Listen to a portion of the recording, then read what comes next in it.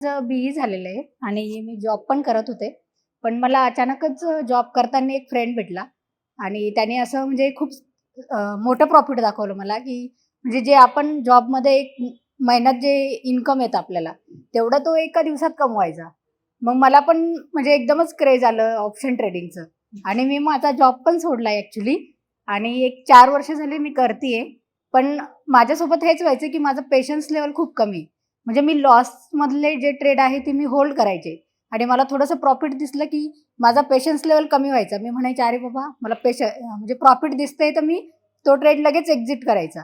म्हणजे मी तुमच्याकडून हे शिकले, की ॲक्चुअली आपण पेशन्स कसं ठेवायला पाहिजे आणि माझ्यात एक पेशन्स पण कमी आहे, की मी एका जागी खूप वेळ बसू पण नव्हते शकत, की म्हणजे मला भीती वाटायची. ट्रेड घेतला ना, तर मी इव्हन पाणी पण नाही प्यायची, की त्या ट्रेडलाच बघत बसायची दिवसभर. त्यामुळे मला स्पेक पण लागला स्क्रीन बघून.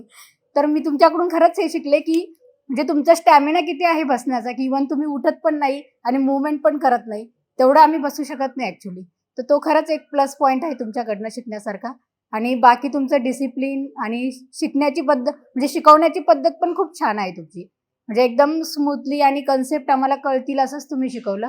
त्याबद्दल खरंच थँक आणि कॉन्फिडन्स येतोय आता, की खरंच म्हणजे किती पण पैसे मी इन्व्हेस्ट करू शकते असं मला एक कॉन्फिडन्स आलाय. आधी मी फक्त 2 ते 4 लॉटनीच म्हणजे ऑप्शनमध्ये करायची. पण म्हणजे तिथे कॉन्फिडन्स नव्हता येत.